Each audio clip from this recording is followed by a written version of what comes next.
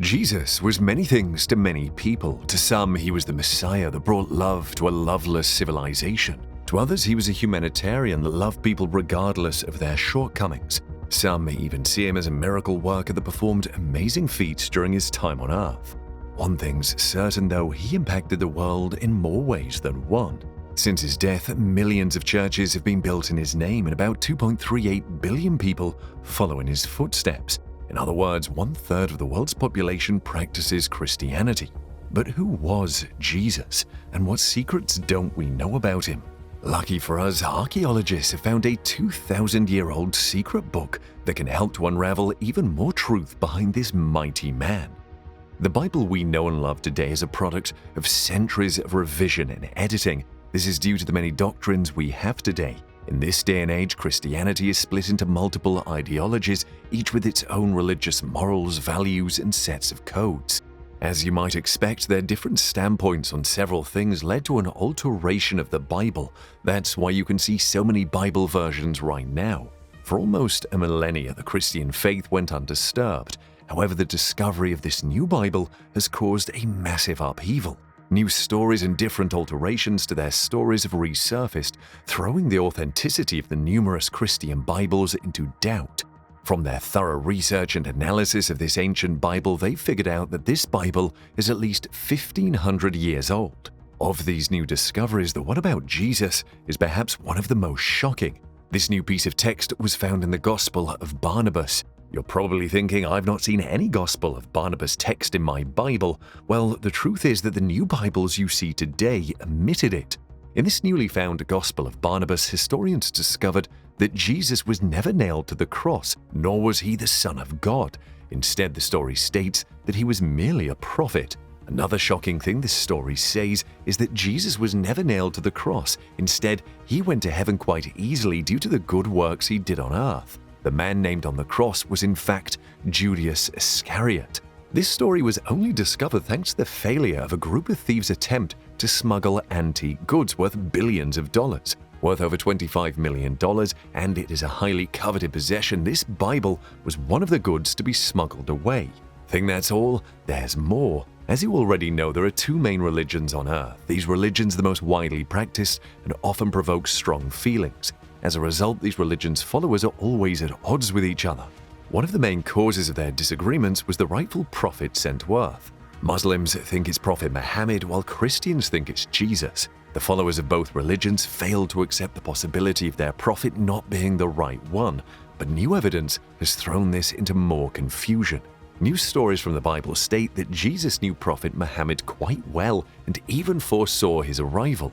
As you can expect, this throws the law and order of both religions into question. What would accepting this new truth and reality mean for Christianity? More and more of these Christians are raising their own questions about the authenticity of this piece of information. Some are choosing to reject this new information, while some have decided to accept it. Majority, however, have decided to remain on the fence about it. These followers have started to realize the truth behind their doctored Bibles that are so much in circulation today. This new text shows that the leaders of each doctrine intentionally add and remove information as they please in order to suit their preferences. Other people are beginning to wonder what else these churches and doctrines are hiding from their loyal followers. And judging from the fact that this was hidden from us for more than 1,500 years, there are many new discoveries to be made. This new discovery has also thrown Jesus' healing factor and supernatural powers into question. We all know Jesus to be the man that turns water into wine effortlessly, the man who walks on water, the man who walks out of the crucifixion.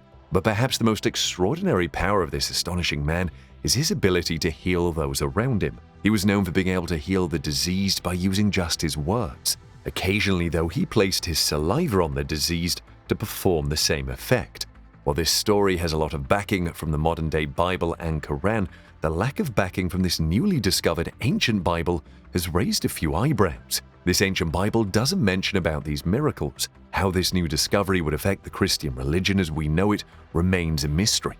Additionally, more information has been found on the Codex Gigas. For those who don't know, the Codex Gigas is a text written by the devil himself. The devil was reportedly said to have written this book after getting summoned by a monk in black cloth in exchange for his life.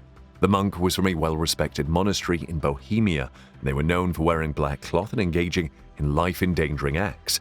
Some of these acts include starving themselves, isolating themselves, and self-mutilating their own bodies. This radical group of people with extreme religious views did this to show servitude to their god.